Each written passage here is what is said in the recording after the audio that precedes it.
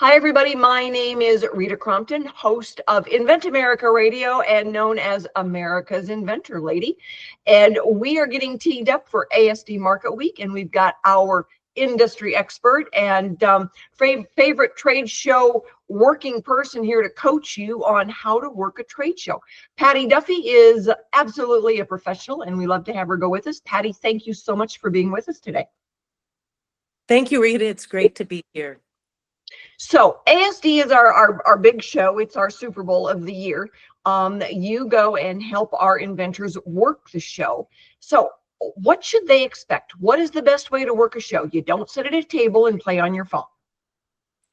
ASD is a terrific show because it's like none other. A lot of shows, you go there for educational purposes, you network, you go to conferences and lunches and so on. And maybe if you get time, you visit some of the exhibitors and you look at some of the products. ASD, on the other hand, is all about the products. So walking the aisles there, people are expecting you to ask questions about products. The people in the booths are expected to tell you about products. So it's not like you're pulling teeth to get that conversation going about the products that are in the booths. It's perfect for people who are just introducing a product too, because that's what the attendees expect to see. You know, it is. We noticed that difference when we went last year, that, the people there are about doing business. We had people placing orders, people buying, sometimes I just want one, but, my husband does the store. So, then they would sell a wholesale order. Inventors that just had prototypes that were asking questions and learning a lot about, their product and how they could make it better. Price points were huge. But it's not just about being in the booth, is it? No, it's not. In fact, I always tell people working a trade show is don't be afraid to talk to people, and not just in the booth, in the taxi line, the food court, the hotel lobby, walking the aisles. Don't be afraid to tell them who you are and what you do, although briefly. Well, what's the worst that can happen? They yawn and they walk away. Nobody died. But what if they say, well, that sounds interesting. Tell me a little bit more about that. There's your opener. Exactly. And you never know who you're going to meet when you're, standing in the line, even, just getting a cab or, getting on the train. You never know who you're going to meet and what their interest is. And, we do the Innovation Awards. So anybody at the show can come and vote on their favorite new product. So, by all means, get them to come and stop by the booth and look at the new products that we've got there. The other technique, which is not really a professional trade show technique, but I've discovered it works, is whatever you are wearing. If you have something that can be a conversation piece, it might be as simple as, for me, a Green Bay Packers hat, because there are people who are Green Bay Packers fans and they walk through the aisles and they stop you and say, hey, go Packers. That's all you need, is that nanosecond to start a conversation with the person. So, you try not to be political or anything like that, but a simple little thing, maybe your university, maybe a product slogan, maybe it's something unique. Keep it clean, obviously. But anything that could be a conversation starter, even a hat. You just wear a hat, and women go crazy on hats. They might just stop and say, that's a terrific hat you've got on. Wow, there you've got your opener to say something more. You never know. And like you said earlier, to the point, when you get someone's attention, and you talk about what problem did you solve, how did you solve it, and is it at a price the consumer will pay? Well, it gives you a chance then to also ask some questions. It's like, what do you do? What brings you to the show? Oh, you're a buyer for these kind of products. Sometimes they say, well, we would love to have the product in the store. And if you are there and looking for licensing, you say, who provides you with these types of products? Could I get their contact information? You've got to be able to ask the questions. So we always give inventors, all right, here's the series of questions. This is what we're looking for. And prepare ahead of time. Have those 2 or 3 questions in your head, and also work on your soundbite. You might only have one small chance to spew out a statement or a question to those people before they walk by your booth. So make it a good one. All you're looking for is that few seconds where they stop to answer that question. And as they're looking around, then they might spend a little bit more time with you. If you start to kind of throw up all over them with information, they're going to keep on going. They are, if they get to the point where they want to know your life story, they will ask it. Until then, it's all about the product. What problem did you solve and how did you solve it? And sometimes the simplest improvements to a product get somebody's attention.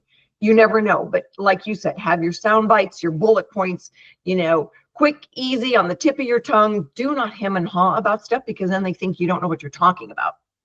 And the other thing when you're talking about your product is make sure you're talking about benefits. How will it solve the problem rather than features? They don't care if there's a certain screw or a little doodad on the product. They want to know is, what is it going to solve for me? Then later you can go into the features and everything. When you've got them captured in your booth, you can show them how it is that it works. But always talk about the benefit.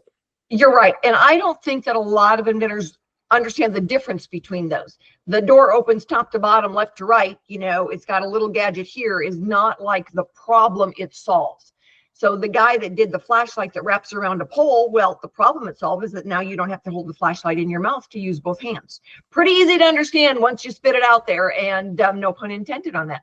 So, it's really about then the features of that product. What problem did it solve? And exactly. Benefits, like you said, the benefits of it. So, everybody can say, well, there's a dozen flashlights on the shelf. Why is yours better? And so you've got to be able to talk about, why is yours better? And if you ask them a simple question, it's really getting a chance to get to know them too. So for example, where do you work, or what city are you from?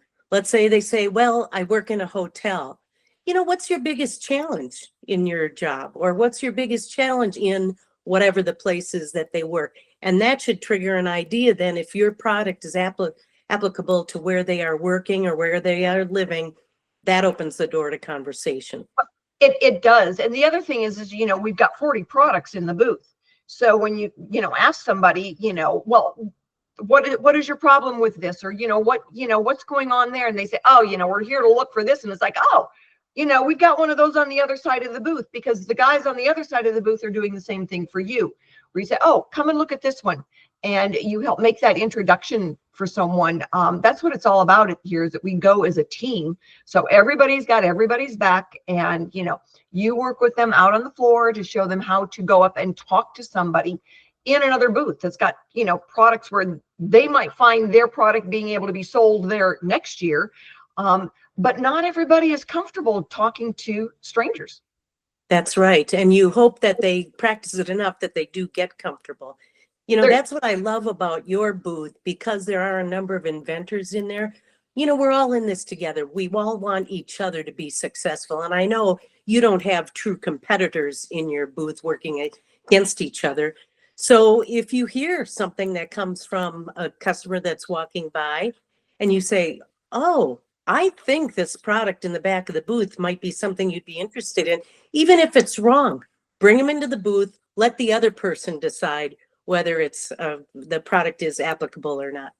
Exactly, because we'll get people that know we are there with the new products, and they'll say, well, I'm really here to look at tools. And you say, oh, well, we've got these tools over here. I'm here to look at kitchen gadgets. Oh, we've got this one. So we try to let everybody know they can go to our space, our dashboard, look at the products that we are taking, so they know what else is going to be in the booth.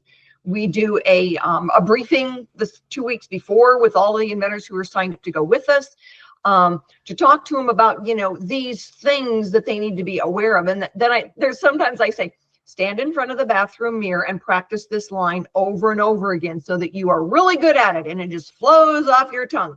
So there's always 3 or 4 lines that we say, practice this. One of the big ones is, that is proprietary information. Because, people will say, well, what is your cost? That is nobody's business but yours. And absolutely. Retail cost, yes. Wholesale cost, yes.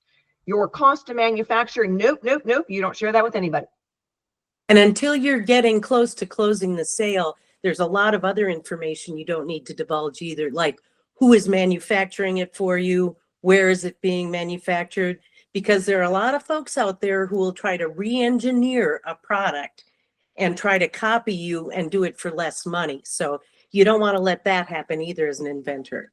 Exactly. Exactly. That's why we make sure that they've, taken care of their intellectual property already. We know exactly, where they are in the process and what they can divulge, because depending on, do they have inventory coming in, or they've just got prototypes?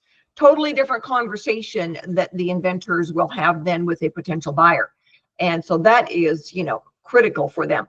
So, from your perspective, tell us how things have changed since COVID, because at COVID, they were doing all kinds of the virtual shows, and I'm sorry, virtual just doesn't cut it.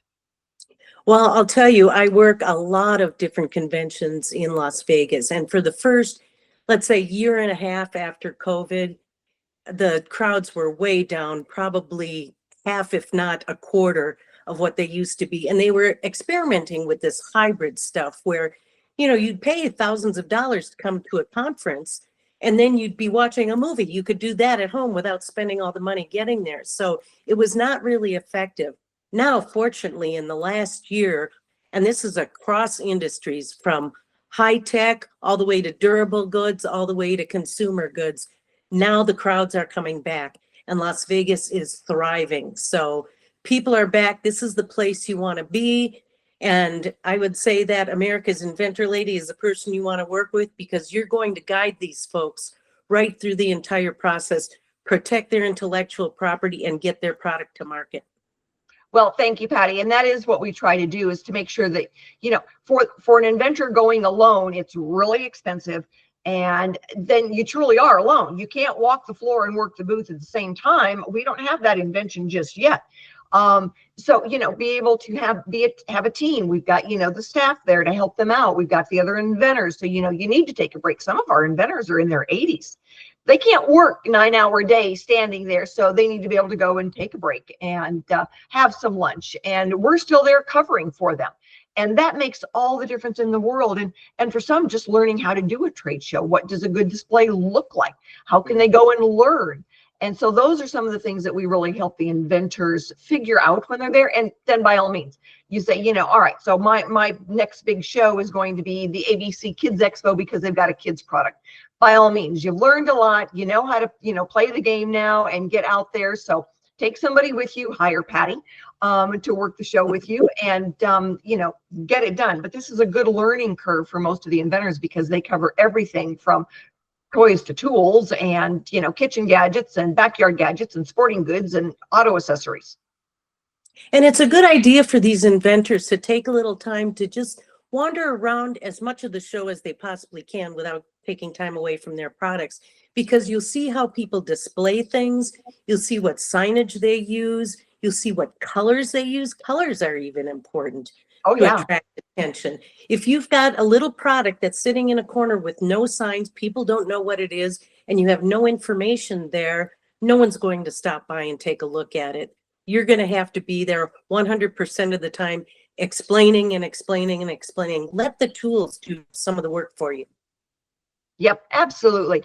We've learned that being there eye to eye, being able to talk to people, they can touch the product, see how it works, so much more productive than, calling on the phone, emails that they don't even open. And people can spend more money on almost any other type of marketing than they do on going to a trade show. And especially if they're going with us, so everybody's sharing the expense, you can get more for your marketing dollar at a trade show than you do any other type of marketing. It's really amazing.